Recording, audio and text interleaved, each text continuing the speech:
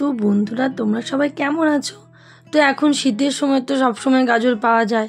তো আমি ভাবলাম চলো আজকে গাজর দিয়ে কিছু একটা বানানো যায়। তাই তোমরা প্রথমে কিছু গাজর নিয়ে নেবে, তারপরে গাজরটাকে ভালো করে একটু কুড়ে নেবে।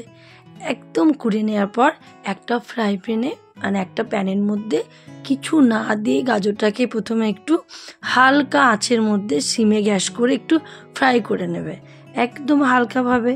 আর গ্যাসের ফ্লেমটা কিন্তু বন্ধুরা একদম কম রাখবে। আজকে ভিডিওটা তোমরা দেখতে থাকো, খুব ভালো লাগবে। শিখতে পারবে নতুন ধরনের একটা তোমার রেসিপি, যেটা কিন্তু খেতে দারুণ। তারপরে আমরা কিছুক্ষণ এরকম করে করার পর হালকা একটু জল দিয়ে দেবো, আর তার সাথে একটু চিমটে তোমার নুন দিয়ে কিছুক্ষণ নাড়াচাড়া করে গ্যাসের ফ্লেমটা রাখবো একদম সিমে। তারপরে নাড়াচাড়া করে আমরা একটা কিছু দিয়ে ঢাকনা দিয়ে এটাকে কিছুক্ষণের জন্য এই ধরো 5 থেকে 10 মিনিটের মধ্যে এটাকে ঢেকে রেখে দেব। তো তোমরা সঙ্গে থাকো আর দেখতে থাকো আমি কেমন করে বানাচ্ছি আজকে নতুন ধরনের গাজর আর সুজি দিয়ে একটা রেসিপি। তো তারপরে ঢাকনাটা খোলার পর 5 থেকে 10 মিনিট পর দেখো গাজরটা অনেকটাই সেদ্ধ হয়ে গেছে। তারপরে আমরা কিন্তু আবার একটু তোমার নাড়িয়ে নেব খুব সুন্দর করে হালকা ফ্লেমে। একদম বন্ধুরা গ্যাসের ফ্লেম কিন্তু একদম বেশি করবে না, হালকা ফ্লেমে গ্যাসটাকে কিন্তু আস্তে আস্তে কিন্তু গাজরটাকে পুরো নাড়িয়ে নেবে। নাড়ানোর পর আমি একটু এখানে দিয়ে দিচ্ছি তোমার কিছুটা তোমার এলাচ দিয়ে দিচ্ছি, 2-4টে এলাচ দিলেই হয়ে যাবে। এলাচের যে ভেতরে থাকে ওটা দিতে হবে।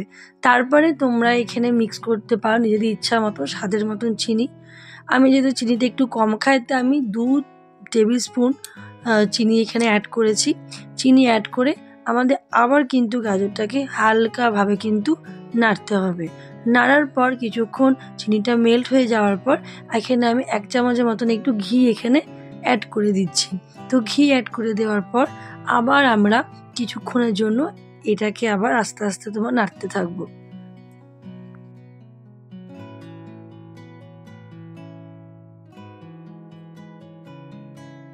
অন্যদিকে আর একটা প্যানের মধ্যে আমি নিয়ে নিচ্ছি 1 কাপের মতো সুজি।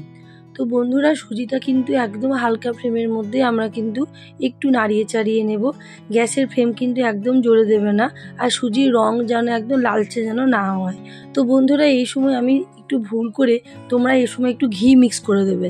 আমি দিতে ভুলে গেছিলাম বলে আমি পরে ঘিটা অ্যাড করেছি। তো একদম হালকা ফ্লেমে আমরা কিন্তু ঘিটাকে নাড়িয়ে চাড়িয়ে নেব। তারপর 1.5 কাপের মতন কিন্তু আমরা এখানে জল অ্যাড করব। এটা বন্ধুরা মনে রাখবে যতটা তোমরা সুজি নেবে তার থেকে ডাবল যেন জল হয়, যেন জলটা যেন বেশি হয়, ঠিক আছে? তারপরে আমরা এর সাথে অ্যাড করব একটু সামান্য নুন, একদম একটু চিমটে মতন একটু নুন। নুনটা আমাদের স্বাদটাকে ইনহেন্স করে। তারপরে আমরা 2 থেকে 3 চামচের মতন চিনি এখানে অ্যাড করব। তোমরা যেমন চিনি খাও তেমন তোমরা এখানে অ্যাড করবে, আমি একটু কমই অ্যাড করেছি। তো তারপরে আস্তে আস্তে সুজিটাকে নড়াতে হবে। কিন্তু এটা মনে রাখবে গ্যাসের ফ্লেম কিন্তু একদম কম করবে, বেশি জোরে কিন্তু গ্যাসের ফ্লেম করলে কিন্তু জিনিসটা পুরো পুড়ে যাবে। তারপরে একটু অ্যাড করে দিলাম ঘি। ঘি অ্যাড করার পর আবার আমরা এটাকে আস্তে আস্তে তোমার পুরোটা কিন্তু নাড়িয়ে নেব।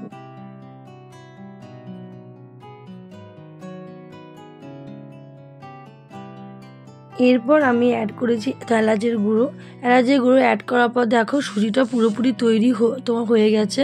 তো সুজিটা এবার আস্তে আস্তে একটা পাত্রের মধ্যে আমরা তুলে রেখে দেব এবং সুজিটাকে ঠান্ডা হওয়ার জন্য কিছুক্ষণ রেখে দেবো। অন্য জায়গায় ফুটিয়ে নিচ্ছি একটু দুধের সাথে একটু আমুল দুধ অ্যাড করেছি, তার সাথে একটু সামান্য চিনি দিয়ে একটা ক্ষীরের মতন আমাদেরকে একটা ব্যাটার বানাতে হবে। এবার সুজিটাকে কিছুক্ষণ মাখিয়ে নেওয়ার পর যখন সুজিটা একদম ঠান্ডা হয়ে যাবে তখন আলতো হাতে আমরা একটা বল তৈরি করে নেব। তো দেখো আমি কেমন করে বানাচ্ছি। তো তারপরে বলটাকে হালকাভাবে পুরো করে নিয়ে একটু মধ্যেখানের মধ্যে চেপে চেপে একটু হালকা গর্তের মতন করতে হবে, যেন মধ্যেখানটা একটু গর্ত থাকে, গর্তের মতন হয়। তো তোমরা দেখো আমি কেমন করে বানাচ্ছি বন্ধুরা। তো তারপরে আমি এরকম করে করার পর 1 চামচের মতন, 1 চামচের থেকে একটু কম আমি একটু গাজরের পেস্টটা নিয়ে নেব। তো এটাকে আমি আস্তে আস্তে পুরের মতন এমনি করে শেপের মতন নিয়ে, যেমন করে আমরা মোমো তৈরি করি মোমো শেপের মতন এটাকে পুরোপুরি কিন্তু মুখটাকে পুরো বন্ধ করে দিতে হবে। বন্ধ করে দেওয়ার পর আবার হালকা হালকা হালকা পুরো হাত দিয়ে আবার একটা এটা একটা বলের মতো শেপ দিতে হবে এবং বলের মতন এটাকে কিন্তু শেপ দিয়ে কিন্তু করতে হবে।